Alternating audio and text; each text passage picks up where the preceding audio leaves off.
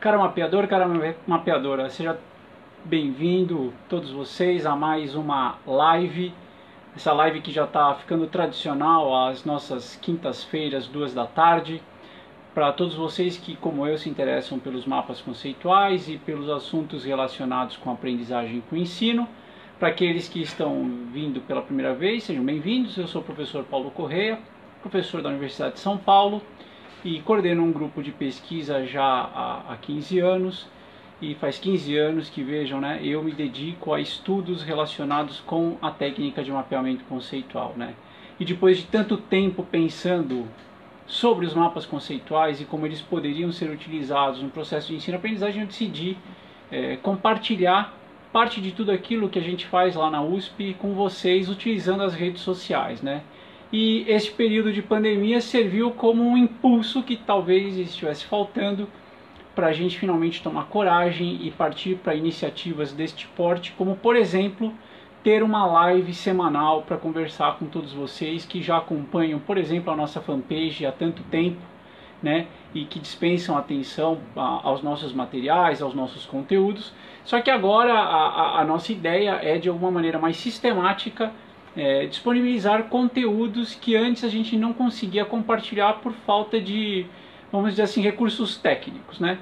E a quarentena nós a repensar, buscar novas maneiras de interagir um com os outros, uma vez que agora a gente tem que usar a internet e esses recursos online para fazer isso. Então veja como, né, a gente consegue, às vezes, de uma situação inesperada e nem sempre vista com bons olhos, colher frutos positivos. Então, no nosso caso, o nosso grupo de pesquisa vem, né, nas últimas semanas se dedicando assim intensamente para buscar soluções que permitam que a gente, por recursos como esse aqui, consiga conversar, com a nossa audiência até de uma maneira mais intensa, e quem sabe, né, com certeza depois que a pandemia passar, a gente pretende manter essa rotina, tornando isso um hábito, mesmo depois que a gente puder se encontrar presencialmente em várias situações. Mas claro, a gente tem a noção exata do tamanho que é o nosso país, então do mesmo jeito que aqui eu consigo conversar lá com colegas da IASH, lá da USP Leste, a quem eu já mando um abraço, eu já estou vendo alguns aqui presentes,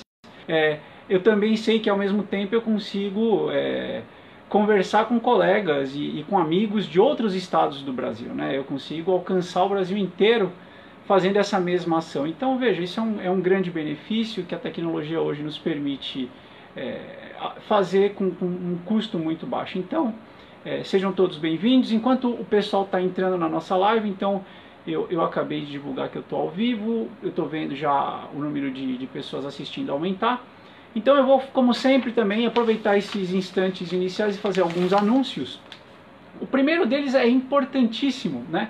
Final de semana passada eu consegui responder a várias mensagens que chegaram pelo e-mail mapeadores@mapasconceituais.com.br, e esse e-mail não tem nada de misterioso, mas é o canal de comunicação que eu reservo para resolver problemas, por exemplo, com o Coursera, né? Então, quando a gente tem algum problema com o Coursera e o participante ainda não está interagindo no Coursera, este é o canal que eu tenho para sanar eventuais problemas. E qual não foi a minha surpresa quando eu me dei conta que várias pessoas da nossa audiência estão achando que essa atividade aqui faz parte do curso.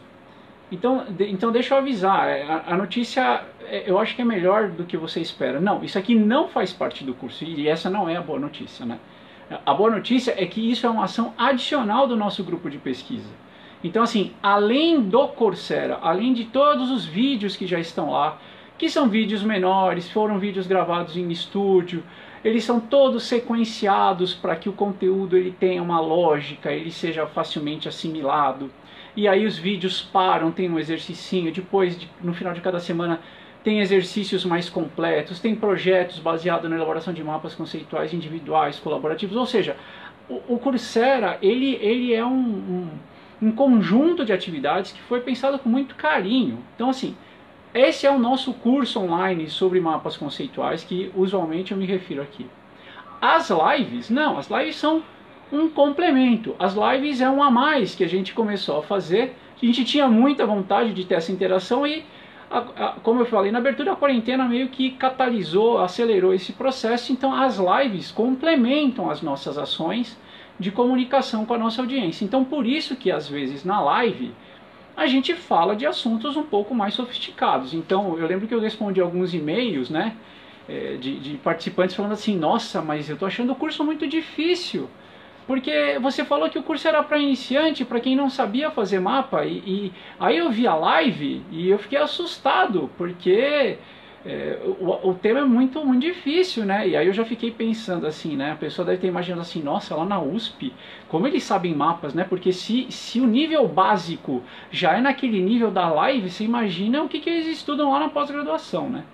Então assim, para desfazer de uma vez por todas esta confusão, eu quero deixar bem claro o seguinte: as lives, e essa aqui é a live número 4, elas me permitem falar de assuntos que eu capturo como um interesse geral da minha audiência, de quem segue a gente na fanpage, no Instagram e nas redes sociais. E claro que entre este público já tem mapeadores certificados. Quer dizer, já tem um pessoal que fez o curso, que continua interagindo com a gente, que faz perguntas, que a gente troca ideias, e aí eu pego tudo isso que está, vamos dizer assim, no ar e acabo traduzindo numa live. Então por isso que às vezes, se você que está chegando agora, vai achar às vezes a live meio pesada, mas isso é um movimento complementar. Então a boa notícia para você que é um iniciante é que assim, isso não tem nenhuma relação com os conteúdos do curso, né? Então a ideia é que o curso ele funcione como uma porta de entrada para você conhecer os mapas, aprender a técnica, fazer exercícios. Então lá tudo está muito bem planejado para que essa introdução ocorra bem aos passos assim muito, muito pequenos, quer dizer, bem devagarzinho. A live não, aqui a gente já fica mais à vontade, é um bate-papo informal, eu trago assuntos que são interessantes de uma maneira geral para quem faz mapas conceituais ou para quem dá aulas e tenta usar os mapas, e às vezes escorrego, né? Então às vezes eu piso um pouco mais no acelerador, e eu acho que isso é um pouco desse processo. Então a gente tem coisas mais simples, coisas mais sofisticadas, e a gente acaba contemplando todo mundo. Se não, o que eu faço com quem já fez o curso, né? Então tenta responder você para mim. Você vem, que legal, o grupo do Paulo trabalha com mapas bacana, fiz o curso no Coursera e... Bom, ele continua falando daquelas coisas que são óbvias, né? Então o mapa tem proposição, tem que usar o verbo, tá bom, mas eu já entendi isso, eu já fiz o curso, e que mais que tem aí, Paulo? Que mais vocês pensam sobre mapas? Não é possível que vocês só pensem essas coisas do Coursera. Então assim, há um movimento que é complementar justamente para atender a uma audiência que felizmente cresce sem parar, né? E não cresce porque a gente é bacana, assim, o Paulo é simpático, o grupo dele é muito legal. Cresce porque a gente sabe que no Brasil há um interesse latente sobre mapas conceituais. Então, o que a gente faz no nosso grupo é mais ou menos que organizar este interesse, né? Esse interesse está difuso pelo Brasil, o que a gente está fazendo é organizar isso. Então, se há algum mérito no trabalho do nosso grupo de pesquisa, é servir de um elemento organizador de interesses difusos, nada mais, né? Então, primeiro aviso, olha, pelo amor de Deus, hein? Live é live, pode ser mais difícil. Coursera é mais simples, vai lá, faz o curso, indica o curso, recomenda, até porque o curso ainda está dentro daquela lógica de quarentena, então eu ainda consigo abrir turmas que a gente está chamando agora de convidados do Paulo, que são as turmas que eu consigo estabelecer graças, né, a uma concessão da USP e do Coursera, de forma totalmente gratuita. Então as pessoas se inscrevem ali, e aí eu consigo colocá-las dentro do Coursera, seguindo todo um procedimento. Às vezes dá um pouco de dor de cabeça, mas na hora que dá certo e encaixa, você faz o curso todo de forma gratuita, e você tem acesso também a um certificado em caso de aprovação, também de forma gratuita, né? Se você for para a versão pública do curso, que é aquela que você vai encontrar clicando no Coursera, entrando lá e preenchendo o cadastro, em algum momento o Coursera vai te oferecer: olha, isso aqui você pode fazer se pagar uma certa quantia. Então parte do conteúdo é liberado, parte do conteúdo não é. O certificado certamente você vai conseguir só se pagar. Então, por conta das condições que a gente está vivendo agora, que são excepcionais, a USP e o Coursera ainda permitem que eu faça essa concessão. Então, até a próxima quinta-feira, dia 23, eu estou com as inscrições abertas. Então, se você quiser, você tem que ir lá no site do meu grupo de pesquisa, o mapasconceituais.com.br/convite, tem um formulário ali, você confirma que quer fazer, quer participar desse grupo de convidados do Paulo, e no dia 23 eu vou criar a próxima sessão privada, onde a gente consegue ainda garantir essa gratuidade de conteúdo geral do curso e do certificado, tá? Um aviso também para o pessoal que está fazendo o Coursera neste momento, tá? Amanhã às 6h30 nós vamos ter o segundo bate-papo com o pessoal do Coursera. Então é um outro formato, então mais uma ação do nosso grupo de pesquisa. É um bate-papo lá no Instagram, então veja, não é na nossa fanpage. Por quê? Porque a ideia desse bate-papo é aproximar vocês da nossa equipe. Então tem uma equipe que faz o curso, quer dizer, não sou só eu, né? Eu fico aparecendo lá no vídeo tal, porque eu que gravei esse troço, mas tem uma equipe. Então amanhã eu vou estar com o Adailton, que é uma das pessoas também que já é mapeador certificado, fez o curso, e ele dá uma ajuda enorme lá, por exemplo, uma retaguarda no fórum.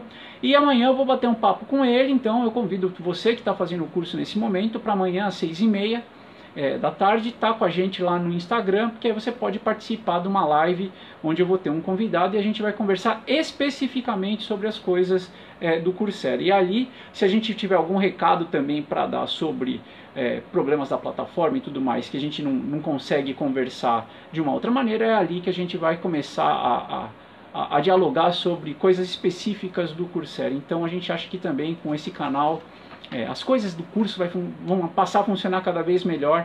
A gente tá melhorando de pouquinho em pouquinho, mas qual é a surpresa, né? O suporte do Coursera também está sobrecarregado, né? Não há surpresa nenhuma nisso, porque todo mundo foi fazer curso à distância. Então eu entendo também o Coursera. A menina que me atende lá falou assim: Paulo, só tem um pouco de paciência, a gente responde, mas tem muito problema agora, porque veio um monte de gente fazer os cursos. Então ok, tá? Então um pouco de paciência de todos os lados e as coisas vão se encaixando, tá? Uma novidade também é que nós criamos uma nova conta no Twitter, tá? Então a gente vai passar agora a acionar também o Twitter, porque pessoalmente eu não uso, mas tem muitas das pessoas da nossa audiência que usam o Twitter. Então a gente agora tem um Twitter que é M Conceituais, tipo MC, né? M Conceituais. Então esse foi o Twitter que o Twitter nos deu, e a gente agora deve também twittar um pouco mais para comunicar as coisas que a gente está fazendo. Então se você quiser, e se você for um usuário do Twitter, pode seguir a gente no Twitter, porque eu pessoalmente não consigo entender muito a lógica do Twitter, mas os mapas conceituais vão conseguir. Então alguém vai me ajudar a entender isso, provavelmente vai ser a minha linda esposa, que entende muito mais de redes sociais do que eu. E o último aviso, prometo, quinta-feira que vem, 23 de abril, nós vamos ter uma live.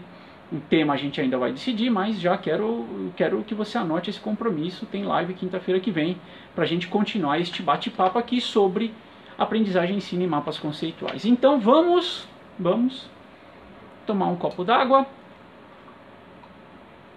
e vamos responder a pergunta da live, né? Primeira live que eu consegui fazer com uma pergunta, né? Então, um bom mapa conceitual deve apresentar quantos conceitos? Então você que está aí na live, né? Estou vendo que tem várias pessoas aqui no chat aqui. Então vamos parar de discutir o Twitter e me responde o seguinte, né? Quantos conceitos tem que ter um mapa conceitual, né? Um mapa conceitual bom, aquele que você olha e fala assim, nossa, esse aqui é bom. Quantos conceitos ele tem que ter? Quem consegue dar uma dica para mim aqui lá no chat, por favor? Eu quero ter uma ideia de qual é o tamanho que vocês acham que um mapa conceitual tem que ter. Vamos ver quem vai dar, quem serão os primeiros a dar algum palpite. Vamos lá. Nossa, achei uma maneira ótima de parar o chat, né? Você tira o cara de falar do Twitter e tal. Vamos lá. Quantos conceitos tem que ter um mapa conceitual para ele ser um mapa conceitual bom? Alguém dá um chute. Vamos lá.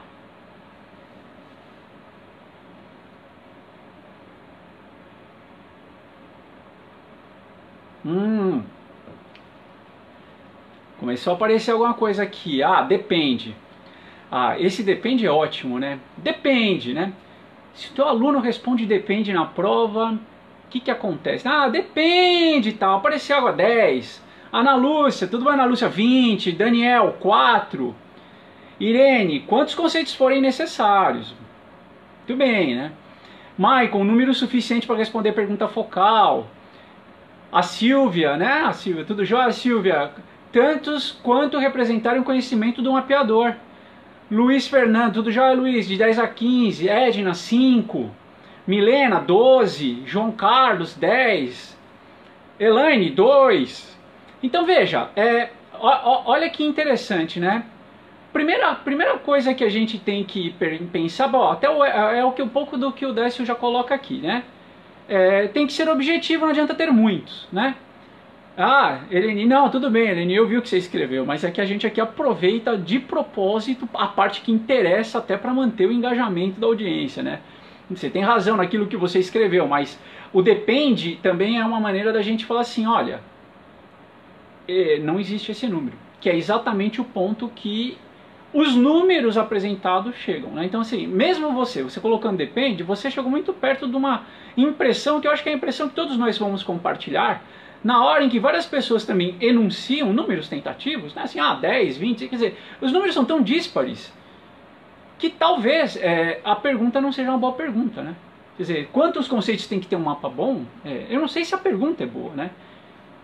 Mas você gostou da pergunta, né? E eu também gosto, mas porque talvez ela leve a gente a refletir sobre assim, cara, né, o que é um mapa bom, né? Para que serve um mapa bom?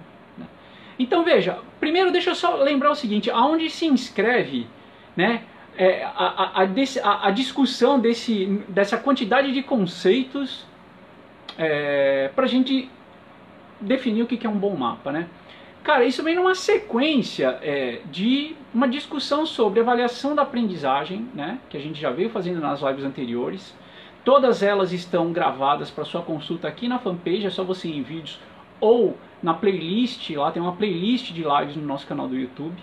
Então você consegue, se você está chegando aqui hoje, você consegue recuperar essa sequência de discussão. Então a gente começa discutindo a avaliação da aprendizagem com mapa, para primeiro fazer uma distinção se você vai fazer uma avaliação do mapa ou uma avaliação com mapa. Depois a gente discute a importância de você fazer um planejamento da avaliação, né? Justamente porque você precisa ter a inserção do mapa dentro de um processo, então não adianta você ir lá e pedir um mapa de repente para o aluno. Então isso tem um processo, você vai ter mapas intermediários, mapas de final do processo, então você não precisa também olhar tudo com a mesma atenção e com o mesmo vigor.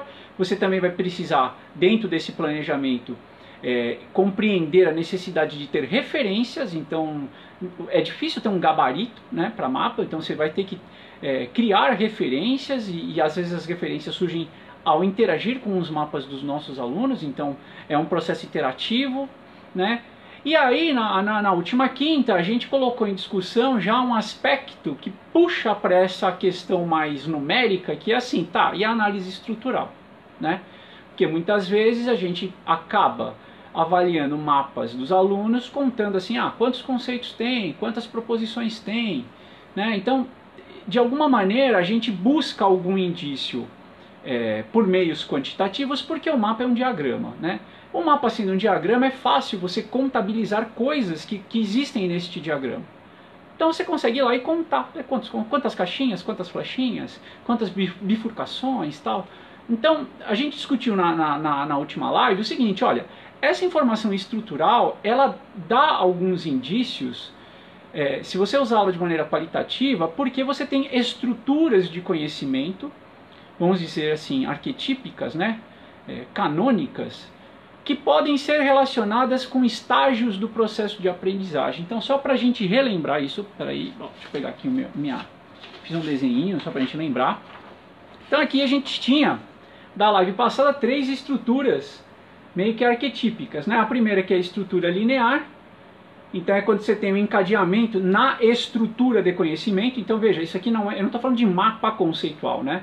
Não é mapa conceitual necessariamente, eu estou falando de uma estrutura linear. Uma estrutura de conhecimento linear, ou seja, por exemplo, quando alguém que trabalha com procedimentos executa um dado procedimento. Então o cara executa o passo 1, o passo 2, o passo 3, e isso está como na estrutura de conhecimento deles? Encadeado linearmente. Então por isso que isso sugere uma estrutura de conhecimento linear. Aí depois você tem, agora eu vou ficar aqui um pouco para trás, a estrutura radial.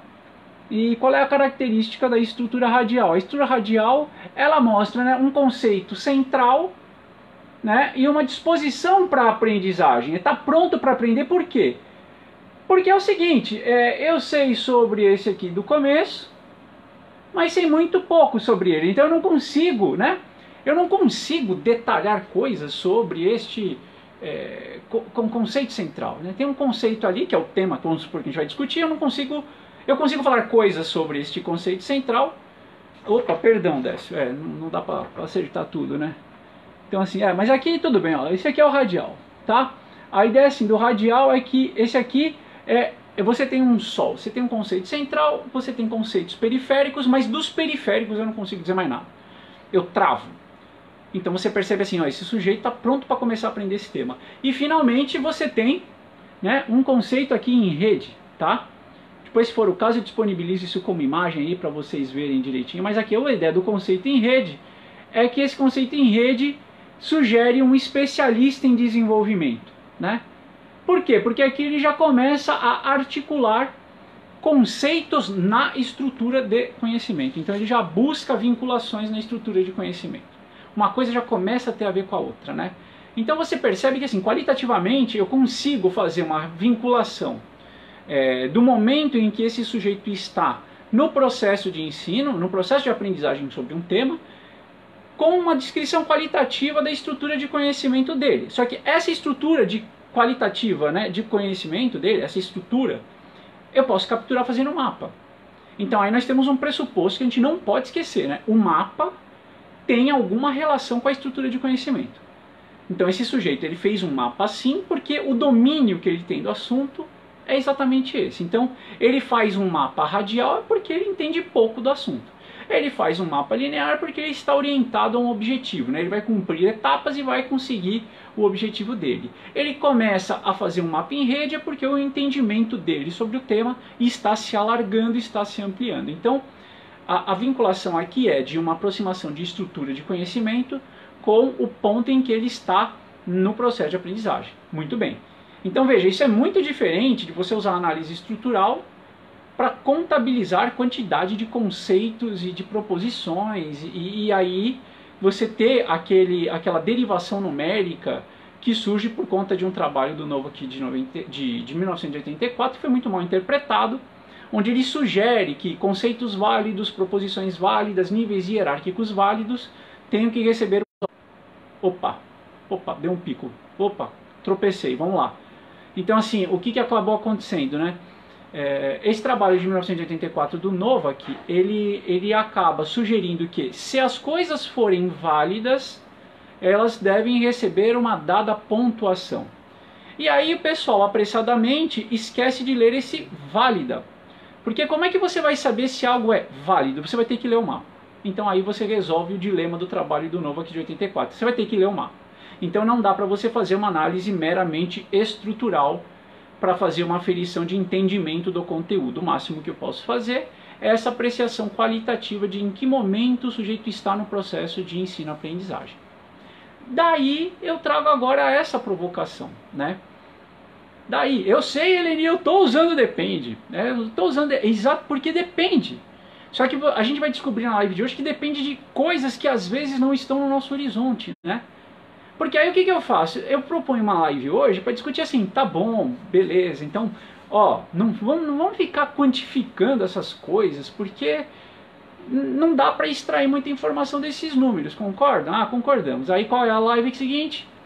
Quantos conceitos tem o bom mapa? Quer dizer, mas ele falou que não era para contar e nós vamos voltar a contar. Né? Então, como se estivesse... Então qual foi a ideia, né, Eleni? A ideia foi trabalhar nesse imaginário do tipo, olha, quinta que vem eu vou contar qual é o número mágico, tem um número mágico de conceitos. Se você fizer um mapa com X conceitos, este é um bom mapa. Cara, olha que coisa bizarra, né? Complete X com o número que você mais gosta, o número da sorte. Cara, eu vou te mostrar dois mapas com esse número de conceitos, um muito ruim e um muito bom. Então veja, não dá para você discutir qualidade de mapa a partir de quantidade de conceitos, né? Agora, certamente, essa quantidade de conceitos, ela quer dizer alguma coisa, tem algum significado. Ou eu não teria provocado todos vocês a partir deste parâmetro. Então, a discussão de hoje se insere exatamente nesta interface de novo, né? Entre o olhar para a estrutura do mapa e o olhar para o conteúdo do mapa. Só que agora, eu não quero olhar para o conteúdo, por exemplo, do mapa do seu aluno. Agora é uma discussão mais genérica de mapas, tentando imaginar o seguinte, tá, né, por que em geral os mapas têm uma determinada cara? Ou, por que em geral, na minha sala de aula, os alunos apresentam um mapa conceitual com uma determinada cara? Então a live de hoje ela vai tentar oferecer alguns elementos para a gente responder esse tipo de pergunta, né? Então aqui, se eu quisesse ser um pouco mais honesto com vocês, eu poderia agora perguntar o seguinte, né? Quando você está lá avaliando o seu aluno, né, quantos conceitos ele acha que ele tem que pôr no mapa dele? Então aí você começa a perceber que a coisa já começa a mudar de figura, porque eu estou personalizando uma situação, né? A pergunta não é mais geral assim, quantos conceitos tem um mapa bom? Bom, isso aí...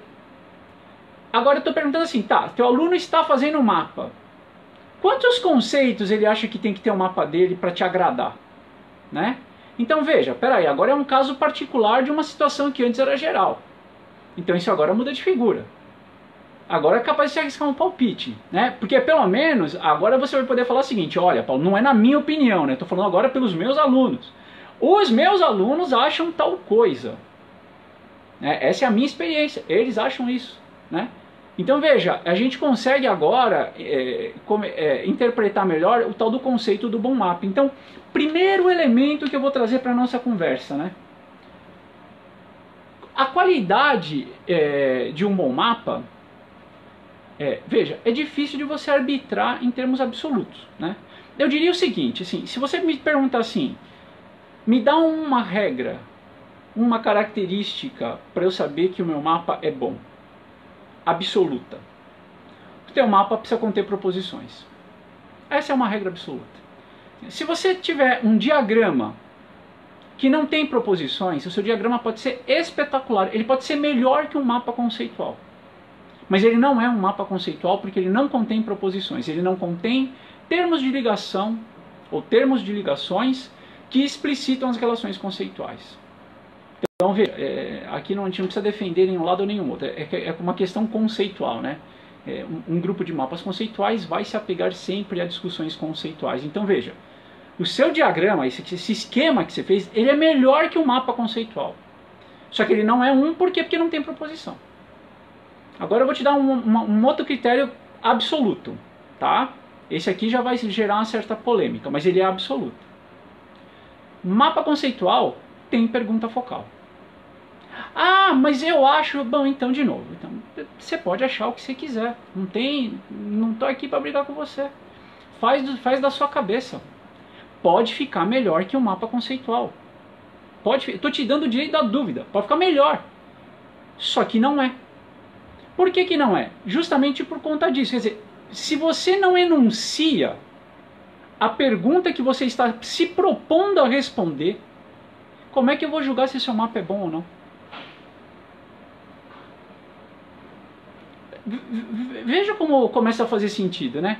Ah, não, mas não, Paulo, na minha turma é assim. Quem quer faz pergunta focal, quem não quer não precisa. Bom, tudo bem. O fato é o seguinte, como é que eu vou avaliar pertinência da rede proposicional, pertinência dos conceitos selecionados, se você não diz para mim qual é a pergunta focal que você quer responder? Então, assim, pergunta focal, proposição, né, termo de ligação com verbo, explicitando a relação conceitual, isso para mim são quase dois critérios assim, absolutos. Quer dizer, sem isso não temos um mapa conceitual. Podemos ter coisas melhores que mapas conceituais, mas nós não temos um mapa conceitual. Então, se nós não temos um mapa conceitual, nós não temos o bom mapa conceitual. Né? Esses são critérios absolutos. Fora disso, é tudo uma questão de pertinência. É tudo uma questão de estar adequado. Então veja, o bom mapa conceitual, primeiro, ele respeita essas questões que são quase de estrutura, né? É mais ou menos assim. A live do Paulo foi boa? Não, porque não foi ao vivo. Você percebe, né? Não foi ao vivo, então não é live. Foi um vídeo, foi uma gravação. É uma coisa estrutural. O conteúdo foi ótimo, mas não foi uma live, então a live não foi boa. Então a ideia aqui é o seguinte, se a gente cumpre esses requisitos formais e você produz um mapa conceitual, agora nós caímos na discussão de quantos conceitos tem que ter para o mapa ser bom. Então, pressupor, temos um mapa. Quantos conceitos precisa ter para o mapa ser bom? E aqui a gente apresenta agora o seguinte, depende, para que é o mapa? Você já se perguntou para que é o mapa? Qual é a finalidade desse mapa? Então veja, quando você faz um mapa, esse mapa atende a alguma demanda. Então assim, o mapa ele vai ter que cumprir algum papel para alguém e ele vai ser entregue de algum jeito. Então tem três coisas aqui para a gente considerar, né? Para que serve o mapa? Quer dizer, qual é a finalidade que ele vai cumprir? Para quem que eu vou entregar esse mapa? E outra coisa, como é que eu entrego ele? Então agora nós vamos por partes. Tá? Por quê? Porque se você tiver esses três elementos, bom, aí você vai começar a ver com alguma facilidade que o bom mapa tem um número bom de conceitos que pode variar de situação para situação. O que geralmente escapa da gente, sobretudo quando a gente começa a usar a técnica, é que assim, parece que se for X conceitos, o meu mapa vai ser sempre bom. Ou, logo no instante seguinte, parece assim, se eu fizer mapa conceitual sempre desse jeitinho, eu sempre vou fazer um mapa bom. Principalmente porque o Paulo um dia elogiou meu mapa, e o meu mapa tinha esse jeitinho. Então se eu fizer sempre desse jeitinho, o meu mapa vai ser bom. Não sei, porque isso mudou a finalidade. E se mudou o teu destinatário do mapa, para quem que você vai entregar esse mapa? E outra coisa, como é que você vai comunicar esse mapa? Né? Essa questão da forma é, por exemplo, assim, este é um mapa que você entrega manuscrito na mão de alguém e vai embora. Este é um mapa manuscrito e depois tenho chance de revisar. Quer dizer, como é que eu apresento, como é que eu entrego o mapa? Então, esses são três aspectos absolutamente negligenciados na discussão. Então, é bom a gente ter em mente o seguinte: finalidade do mapa, destinatário do mapa e formato no qual eu vou entregar o meu mapa. Por quê? Porque a partir disso, a gente começa a descrever algumas situações. Que dó, né?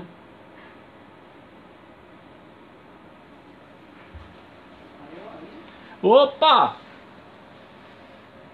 Hoje tá do jeito que o diabo gosta. Vamos embora, né? Voltamos. Minha internet hoje não está ajudando, mas vamos lá. Travou, foi aqui, foi na minha casa. Hoje foi aqui. Vocês não têm culpa de nada. Então assim, se eu cair, eu volto, tá? Se eu tropeçar, eu subo e continuo.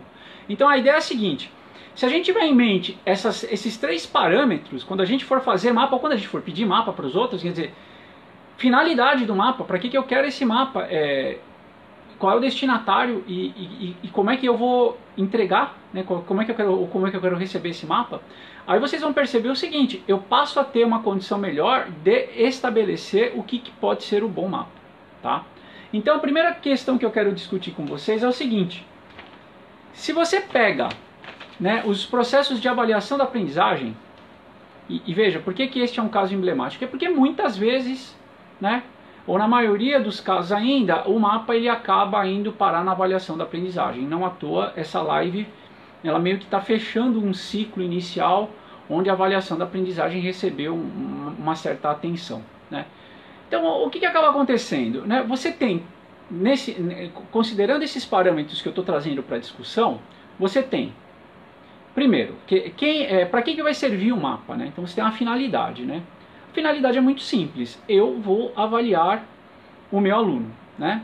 Então assim, eu vou avaliar um iniciante no tema, então tem alguém que está aprendendo comigo, eu sou especialista, o sujeito lá é o iniciante, e eu vou avaliar ele. Então você percebe que dentro do processo de ensino-aprendizagem, a avaliação é um tema relevante. Eu não vou chamar isso de tema sensível, mas é um tema relevante. Por quê? Porque ali você vai fazer uma arbitragem de como o sujeito está se saindo no processo. Então, a partir dessa arbitragem, você vai poder falar que ele precisa se esforçar mais, que ele precisa recuperar alguns conceitos que ficaram para trás, ou que ele está saindo muito bem. Então, você é um ponto de tomada de decisão, né? Então, claro que isso mobiliza todo mundo, inclusive os alunos. Então, veja, é nesta finalidade que se inscreve o mapa no processo de avaliação da aprendizagem, né? Segundo aspecto, quem é o destinatário? Né? Veja, o destinatário é o professor. Então, não é um destinatário qualquer, né? Você não está fazendo um mapa para o colega, né? Você está fazendo um mapa para o professor te avaliar, né? Então você já tem toda uma assimetria de poder, né, em jogo, né? Num momento sensível, num momento de tomada de decisão. Então é assim, o professor que vai me avaliar pede um mapa para fazer uma tomada de decisão. Então veja, você tem uma tarefa aí revestida de alguns detalhes que vai deslocar esse número bom de conceitos para algum lugar. Então se põe um momento na posição do aluno. Você é um aluno, está fazendo a minha disciplina. Eu estou te falando, você vai ser avaliado, você vai fazer um mapa para mim, para eu saber como é que você está indo na minha disciplina. Então, você já sabe a finalidade, eu serei o destinatário do seu mapa. Você vai fazer um mapa e eu vou ler e eu vou avaliar. E agora nós vamos negociar o formato. Então vamos lá. O formato vai ser assim, ó, eu vou te pedir para você pegar uma folha A4 e você faz aí o seu mapa para responder uma pergunta focal que é essa aqui. E faz o mapa e me entrega até a data tal. Então você também já tem um formato. Eu vou fazer um mapa, vou passar limpo, vou caprichar a letra legível, porque eu vou ser avaliado. Cara, nesse contexto, quantos conceitos você vai pôr no mapa? Qual é o movimento natural que o aluno vai fazer? Ele vai pôr 2 conceitos no mapa? O que você acha? Tenta, vamos ver, né, se dá para usar o chat aqui para eu interagir com vocês. Vai ser neste contexto particular, quer dizer, de um aluno que vai fazer um mapa para atender a demanda de um especialista. Essa demanda especificamente vai lidar com o momento de avaliação da aprendizagem, ou seja, eu vou avaliar o entendimento do não especialista.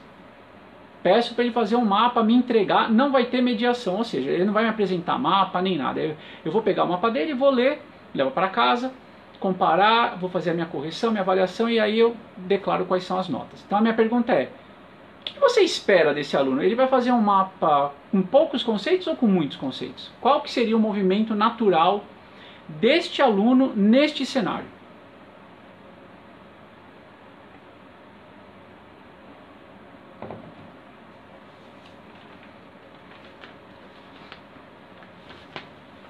Muito bem.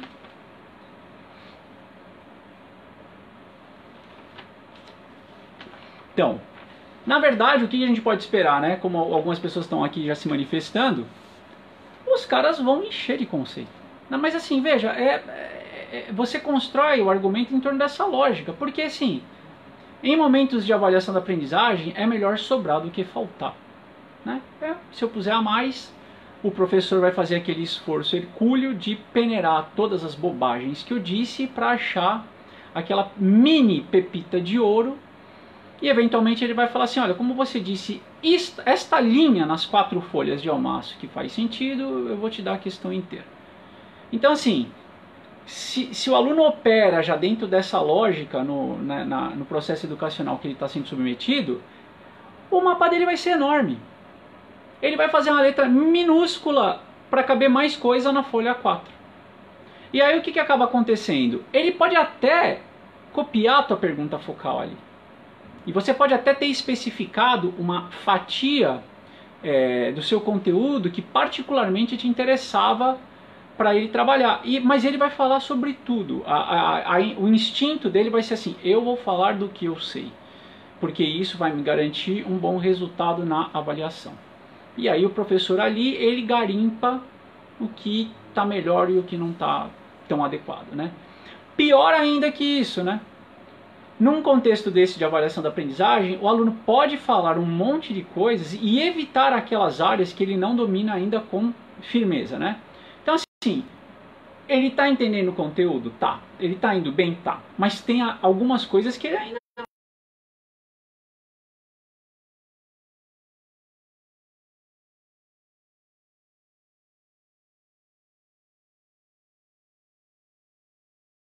seguro.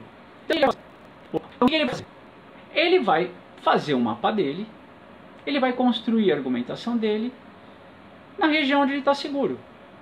E aqueles conceitos onde ele não tem tanto domínio, ele vai abandonar. Então, além de tudo, você vai receber um mapa que pode ser grande, grande demais para responder a tua pergunta. Você vai falar assim, nossa, por que precisava de um mapa com 80 conceitos? Né? E na hora que você vai ler o mapa, você ainda vai se dar conta do seguinte: caramba, são 80 conceitos e a maioria deles são absolutamente desnecessários para responder a pergunta focal, né? Ele está falando aqui de coisas que são totalmente acessórias. É aquela história do tal coisa é bonito, tal coisa é importante, tal coisa é linda, e não agrega valor. Então, aqui a gente começa a ilustrar, a partir de uma situação que é muito comum para todos nós, assim, como essa discussão do bom mapa, ela depende muito da situação específica. Porque tem uma finalidade, você tem um destinatário e você tem um formato de entrega. Então, assim, não há um número mágico de conceitos para você constituir um bom mapa, mas se você tiver já uma delimitação por pergunta focal, e se você instruir, né, o seu aluno mapeador que o mapa dele deve conter até um certo número de conceitos, o que você está tentando fazer com ele é assim: olha, eu quero que você faça um exercício de síntese antes de me entregar o mapa. Eu quero que você já selecione aquilo que é o mais relevante. O que não for relevante eu quero que você não me mostre. Por isso que eu particularmente gosto muito de fazer demandas para os alunos, onde primeiro você explicita e explica para ele a natureza da pergunta focal. Olha, minha pergunta focal é assim, porque a minha intenção é perguntar para você as coisas desse jeito. Eu quero que você trabalhe com este enquadramento sobre o tema da disciplina. Outra coisa, eu quero que você use no máximo tantos conceitos, né? E uma outra coisa que usualmente eu faço é assim: e eu também quero que você use obrigatoriamente o conceito X, o conceito Y. E aí o que acontece? O conceito X e Y, lembra daqueles conceitos que às vezes o aluno evita porque ele não está muito seguro? Pois é, como é que eu vou saber se o meu aluno entendeu ou não o meu conteúdo? Eu quero saber como ele usa os conceitos mais sofisticados da minha discussão. Então aí eu ainda peço para que ele insira na rede proposicional dele conceitos obrigatórios. Só que o conceito obrigatório que eu peço para ele inserir não é o conceito lindo, importante, né? Não são conceitos periféricos, são conceitos centrais na discussão. São conceitos centrais para ele responder a pergunta focal, ou melhor ainda, são centrais para ele demonstrar entendimento na discussão dessa parte da disciplina que eu estou avaliando. Então, isso mostra o seguinte: essa discussão do número bom de conceitos, ela não faz sentido se você fizer livremente. Ela precisa estar sempre atrelada a um contexto. No contexto da avaliação da aprendizagem, você vai ter um primeiro sentimento por parte do aluno que é assim: eu vou mapear o máximo que eu puder. E dá para entender este movimento. O problema é quando ele acha que ele tem que fazer isso e te entregar isso. E como é que você faz a modulação desse movimento? Você planeja, voltamos para a live do planejamento, você planeja a atividade avaliativa colocando alguns delimitadores. Então, de novo, não é que você acaba com a liberdade do aluno. Então, deixa eu fazer uma analogia aqui com você, né? O seu aluno está aprendendo o conteúdo que você domina, certo? Você não pode esquecer disso. Você está tranquilo com o conteúdo, ele não. Então, pedir para o aluno fazer um mapa é mais ou menos como você pedir para eles pintarem um quadro. Tá? Você está chegando para os seus alunos falando assim: senhores, vocês vão pintar um quadro para mim. Né? Isso aqui é aquela história que ninguém aqui é Van Gogh ainda, né? Todo mundo aqui está aprendendo, inclusive eu também não sou Van Gogh, eu estou aprendendo, tá? Mas está todo mundo aqui, vocês estão aprendendo. Então, vocês vão pintar um quadro numa tela de tamanho específico. Vocês têm que usar um pincel também, esse ou esse, pode usar os dois, mas só esses dois, e vão usar muito azul. Eu quero que vocês usem o azul, pode usar outras cores, mas tem que ter azul. Então, qual que é a ideia aqui? A ideia é que você delimite um pouco para que ele não se perca numa infinitude de possibilidades para pintar um quadro, e aí ele não consiga produzir nada que seja útil para você avaliar a aprendizagem dele. Então, na verdade, o que eu faço nesse momento? Como ele não é especialista no tema, ele ainda tem uma visão muito confusa sobre os temas que você está discutindo, ou que eu estou discutindo na minha disciplina, eu faço uma delimitação das possibilidades. Mas agora veja, se você fala, eu quero um mapa conceitual para responder uma pergunta, que é um recorte do tema da tua disciplina, você fala para ele: olha, eu quero que você use no máximo, sei lá, 15 conceitos, 12 conceitos. E desses 15 ou 12, dois eu quero que seja o conceito X e Y. Você ainda tem um considerável grau de liberdade para o aluno operar. Então é um pouco dessa analogia que eu estou fazendo com os quadros. Quer dizer, dá para o aluno desenvolver ainda muito da sua idiosincrasia para trazer um mapa que é dele. E a partir daí eu consigo manejar melhor esta questão do ímpeto que ele vai ter de mapear tudo, porque ele quer mostrar tudo que ele sabe. Então, quando eu planejo a atividade desse jeito, né, sinalizando para ele claramente assim, eu não quero tudo, eu quero o essencial. Tá? E por que eu tenho que puxar agora essa discussão do essencial? Porque o mapa conceitual, enquanto uma técnica de representação do conhecimento, não é usada só na avaliação da aprendizagem. Né? Você tem vários outros usos possíveis quando você supera, né, essa primeira experiência que usualmente se dá com todos nós pela avaliação da aprendizagem. Né? Então, o que usualmente acontece? Né? A gente toma contato com os mapas neste contexto que a gente detalhou super bem, né? Que vai me gerar, se eu sou aluno, um ímpeto de mapear quanto mais coisa melhor, porque eu vou mostrar serviço para o meu professor, que é o especialista. Só que a gente esquece um detalhe fundamental. Né? Usualmente eu posso estar na condição de especialista, por exemplo, para compartilhar o meu conhecimento, para fazer uma apresentação a partir do meu conhecimento, para organizar o conhecimento, por exemplo, da minha disciplina. Então veja que nesses outros contextos que eu estou descrevendo aqui, será que vale a pena fazer mapas gigantes, mapas grandes para mostrar serviço? Será que quando alguém for fazer a disciplina lá do Coursera ou a disciplina de pós sobre mapas conceituais que eu tenho na USP, eu vou agradar o meu aluno que é iniciante se eu mostrar um mapa gigante para ele de tudo que eu sei sobre mapa? Será que essa é uma boa abordagem? Então, qual é a confusão que geralmente se estabelece? É que assim, você traz aquela experiência de uma situação específica onde a representação de conhecimento foi feita, só que você estava na posição ou de professor ou de aluno dentro de um contexto de avaliação da aprendizagem. Então o professor quer saber tudo que o aluno sabe, o aluno quer entregar tudo o que ele sabe, e por trás desse tudo você tem mapas enormes. Usualmente é isso que acontece. Então não me espanta perguntar assim, quantos conceitos precisa ter um mapa bom? E às vezes é um número muito grande. Porque isso faz parte desta lógica. Então não há nenhum problema você ter declarado um número. O que é legal da gente perceber é que por trás deste número tem uma explicação. E eu decodifiquei este contexto da avaliação da aprendizagem com você. O que eu quero mostrar agora é o seguinte. Tá, Paulo, mas eu passei desta fase e continuo usando mapas. E agora eu quero representar o meu conhecimento de especialista, né?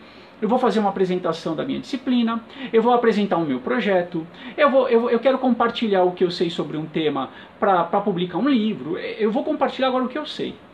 Você vai ver que em todos esses casos, menos é mais. Ou seja, quando a gente compartilha o nosso conhecimento na condição de especialista, a concisão é um valor. A concisão é um super trunfo. Por quê? Porque o não especialista, que está aí do outro lado, ele vai querer saber assim, tá, mas para eu entender isso, por onde eu começo? Quais são os primeiros passos? Quais são os primeiros conceitos? E aí o especialista não vai falar, olha, eu vou te falar quais são os 80 conceitos mais importantes da minha área. Não. Ele vai falar assim, olha, comece entendendo que mapa é isso, isso e aquilo.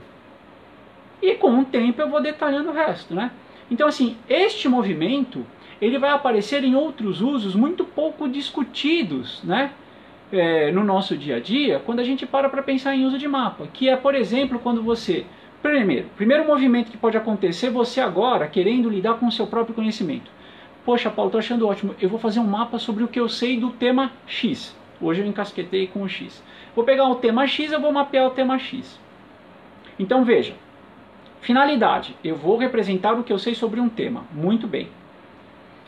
Para quem que é esse mapa? Paulo, é para mim. Eu quero saber o que eu sei sobre o tema X. Esse mapa é meu. Eu não vou mostrar ele para ninguém. É um tipo um mapa secreto.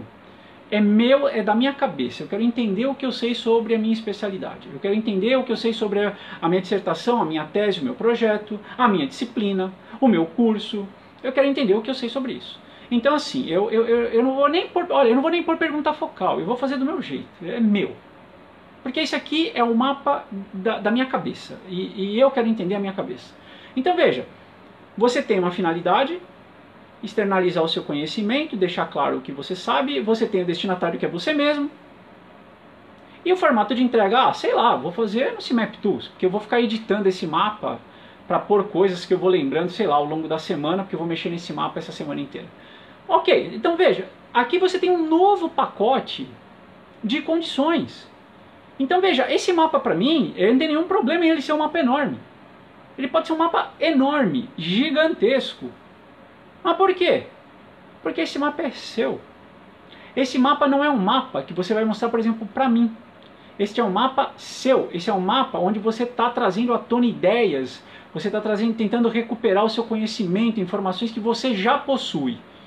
Quase que num primeiro movimento, né, para depois criar outros mapas, outros produtos a partir do seu conhecimento, textos, vídeos, qualquer coisa que seja, para aí sim compartilhar o que você sabe com outras pessoas. Então é quase como um grande brainstorming, mas não um brainstorming, não um brainstorming de qualquer jeito, né? Mas um brainstorming informado por mapas conceituais. Então você vai lá e faz um big mapa do tema, com tudo que você vai lembrando.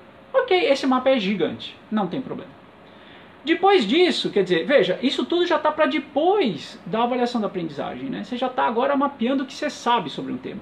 E a partir disso você começa a fazer um uso cada vez mais refinado da técnica de mapeamento conceitual, porque agora eu vou me preocupar com o destinatário. Claro, tem finalidade, tem o formato, mas agora eu vou preparar um mapa para representar o plano de voo da minha disciplina para o meu aluno. Então veja, de novo, tem finalidade? Tem finalidade. Representar as ideias centrais e gerais de articulação da minha disciplina. Nesse semestre vou tratar do quê? De repente eu tenho um big mapa da minha disciplina, acabei de levantar tudo que eu sei sobre ela, e aí eu vou fazer o que agora? Agora eu vou fazer o plano de voo geral. Para quem vai ser o plano de voo geral? Vai ser para o meu aluno. Já tenho destinatário, já sei que ele é iniciante, já sei que, por exemplo, eu vou ter que contar aos poucos para ele, porque ele não sabe muito bem os termos que eu vou usar, vou mostrar isso na primeira aula. Aí eu já sei o formato de entrega também, então como é que eu vou entregar isso? Bom, olha, eu vou fazer, sei lá, o mapa eu vou colocar num PowerPoint e eu vou conversar com ele na aula inaugural da minha disciplina, mediando o mapa. Olha a diferença! Eu não vou entregar o mapa para ele e sair correndo. Eu vou entregar o mapa para ele e eu vou mediar o mapa. A minha aula introdutória eu vou conversar com ele a partir do mapa. Então veja, esse mapa tem que ser todo especial. Primeiro porque ele vai ser projetado, ele vai ser apresentado. Você já viu a apresentação de mapa conceitual em PowerPoint? Você já teve esse prazer? Você fez assim, né? Porque não é um prazer. Porque geralmente o cara faz um mapa gigante e projeta num slide e fala assim, se vira para você enxergar meu mapa. E ninguém enxerga nada. Então, como é que tem que ser o mapa de uma apresentação? Pequeno, conciso, com uma pergunta focal muito objetiva, clara, quase que milimétrica. Por quê? Porque você faz um mapa pequenininho, conciso, aí você projeta esse mapa, todo mundo consegue ver. E geralmente, o que eu consigo com esse tipo de mapa? Eu ponho ali o que é essencial e na minha mediação, que eu estou fazendo aqui agora, eu complemento com aquilo que for relevante. Então, veja, a gente tem aqui mais do que um número de conceitos para você definir um bom mapa. O que você leva da live de hoje? Você leva um portfólio de aplicações de mapa conceitual que vão muito além da avaliação da aprendizagem. Só que isso não fica claro se a gente não começa a pensar no uso dos mapas conceituais em termos de qual é a finalidade, qual é o destinatário e qual é o formato de entrega do mapa.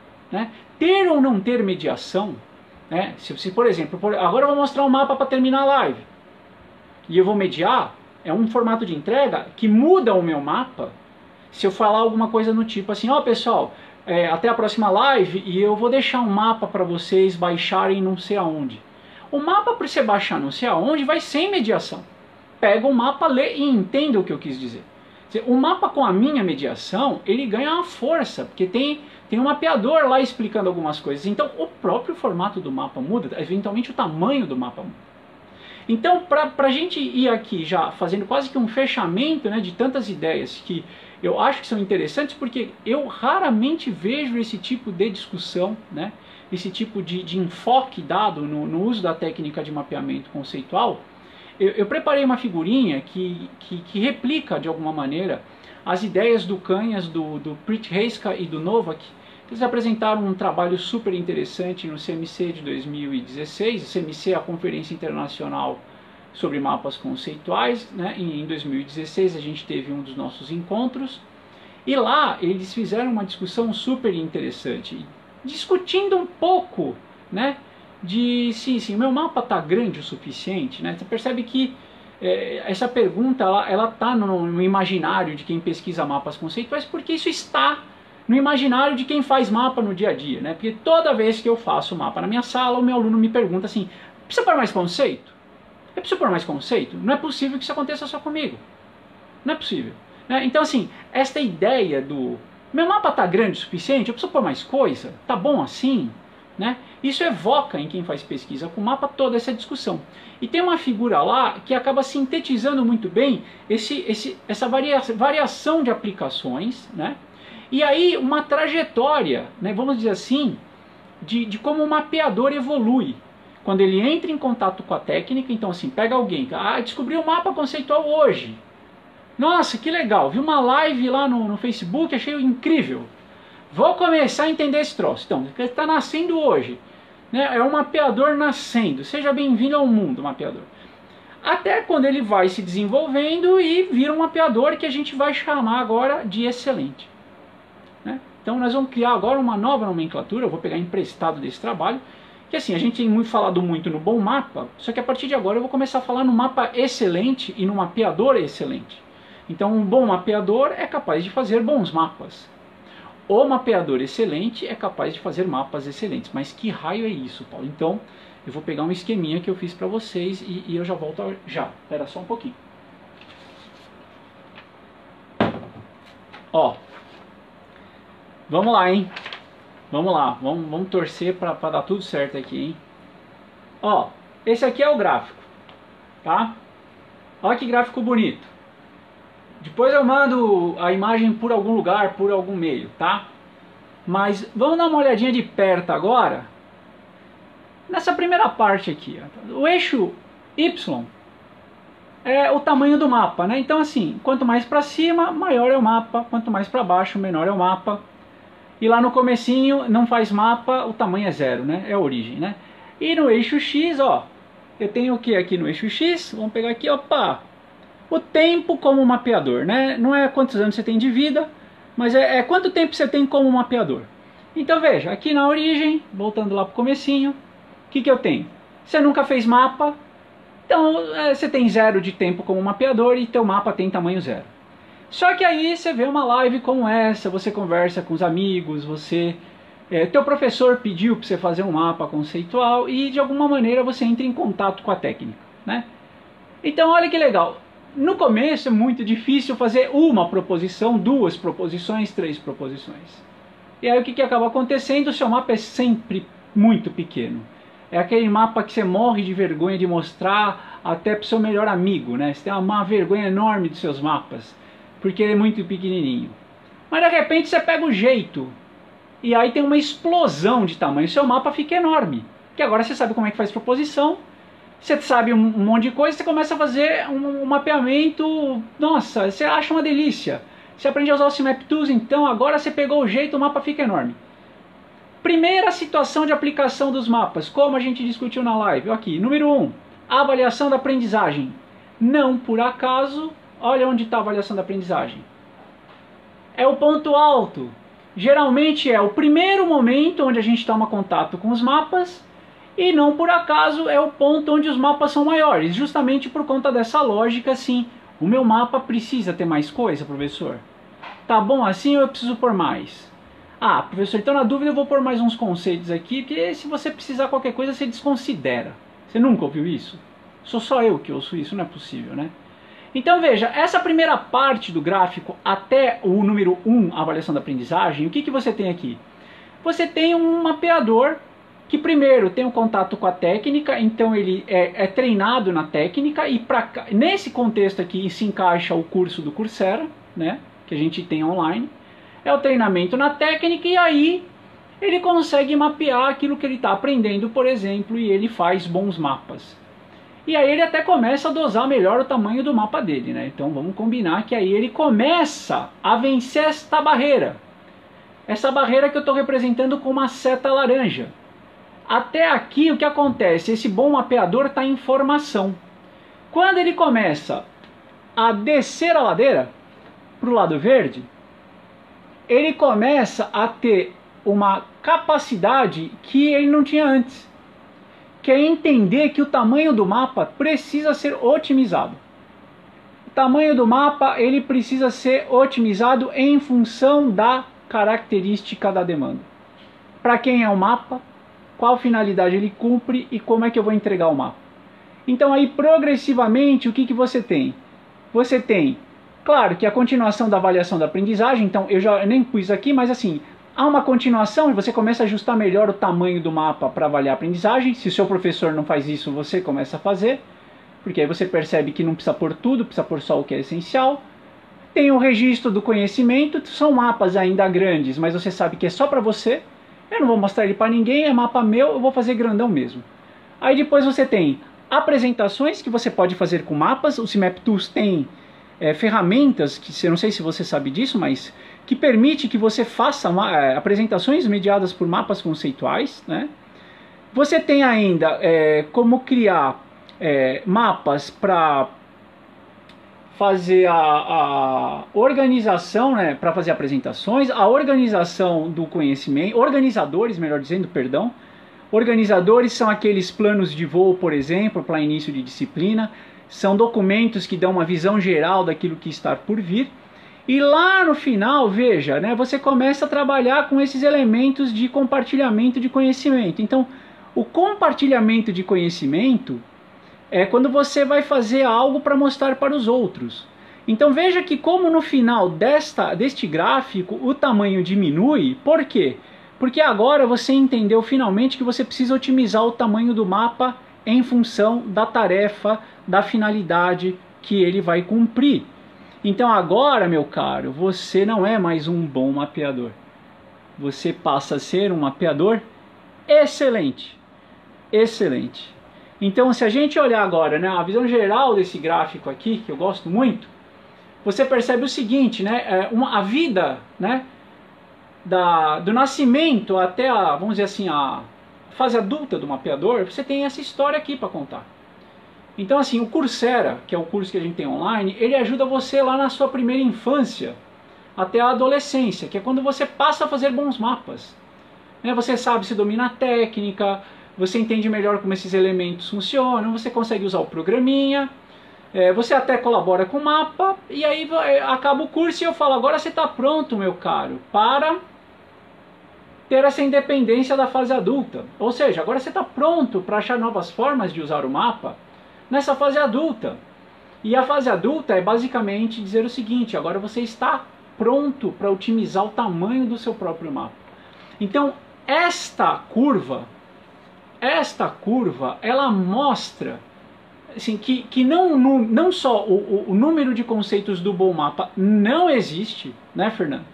Não existe, como mais que isso, na trajetória geral, assim, se você pegar todo mundo que aprende a fazer mapa, o número começa baixo, porque você ainda não entendeu a técnica, ele aumenta até um número máximo, e depois ele vai caindo gradualmente, se ajustando em função da destinação do seu mapa. Você começa a entender que, por exemplo, eu vou fazer a apresentação para minha banca de defesa com slide. Cara, você tá louco? Vai fazer um mapa desse tamanho? Você vai mostrar o tanto que você sabe num slide com mapa? Não! Mapinha pequeno, conciso. Né? Tenha certeza que eles vão ler, mesmo que você tenha que fazer 2, 3... mas vai bem por partes, pequenininho, conciso, pergunta focal bem delimitada. Porque isso denota o seguinte, você é especialista no que você está falando, você consegue recortar bem o seu tema. E você consegue apresentar isso em fatias, ainda que cada fatia seja um pequeno mapa. Então um pequeno mapa funciona bem, sobretudo porque quem está lá na apresentação dos slides? Você está lá mediando. Ah, agora e o mapa do texto? Não, o mapa do texto são outros 500, o mapa do texto são outros 500, por quê? Porque de repente eu vou pôr um mapa deitado, né, em forma paisagem, o mapa pode ser maior. Só que ali o texto vai fazer uma mediação. Então eu posso até ser um pouco mais prolixo, porque eu vou mostrar mais relações. Eu vou discutir como essas relações se combinam. Então, eu quero já terminar a live de hoje. Eu passei um pouquinho do tempo e eu não gosto de fazer isso, né? Porque a gente tem que cumprir os horários assim, o mais à risca que for possível, mas eu acho super importante, né, terminar a live de hoje mostrando este gráfico que mostra essa evolução da gente como mapeador e talvez mostrando mais do que isso, né, que é absolutamente natural em algum momento a gente ter esse impulso de fazer mapas grandes e grandes e grandes e grandes. Só que depois de hoje, o recado é assim, calma, pensa o seguinte, para que é esse mapa? Faz sentido esse mapa ser desse tamanho? Então sempre assim, não joga esse mapão fora. Ele de repente é o mapa lá dos seus conhecimentos sobre o tema, não joga ele fora não. Mas de repente você vai pegar partes desse mapa para criar os elementos que você vai usar para compartilhar o seu conhecimento. Então, para fazer os slides, para fazer o plano de voo da disciplina, para fazer um organizador avançado. Então, aí eu vou usar partes disso, eu vou compondo isso, né? A gente produz conhecimento, senhores. Imagina você na sua especialidade, você produz conhecimento. Então você pega aquela maçaroca enorme, que é tudo que veio da minha cabeça, e aí eu vou compondo, customizando, né, personalizando para a aplicação que eu tenho em mãos. Então, senhores, o que eu tinha hoje para compartilhar com vocês era isso. E eu espero que essa live, né, ela enriqueça de verdade, né, a tua compreensão sobre os mapas, porque hoje sim a gente dá um passo para um terreno que usualmente é novo, muito pouca gente faz a discussão nesses termos e desse jeito, né? Então a gente não tem uma resposta, não existe um bom número, né? Não existe um número bom, um número ideal para o bom mapa, até porque, vamos combinar, né? Você não quer fazer um bom mapa, você quer fazer um mapa excelente. E para fazer um mapa excelente, a primeira coisa que você tem que fazer é entender para que ele vai servir, quem vai ler o mapa, né? E como é que eu vou apresentar esse mapa. Então eu deixo aqui para terminar, um abraço a você, agradeço a sua audiência de novo, né? A gente vai colocar a gravação desse vídeo no nosso canal do YouTube, ele fica aqui no vídeo da nossa fanpage, então em breve você vai poder rever a live ou ver se você não pôde acompanhar presencialmente aqui ao vivo comigo. E na quinta-feira que vem, nesse mesmo horário das 2 horas, a gente tem uma nova live. Eu espero, conto com a sua presença e peço para que você também divulgue essa iniciativa para que mais pessoas possam eventualmente aproveitar esse conteúdo que a gente está compartilhando aqui com vocês. Tá certo? Um abraço a todos e vamos mapear.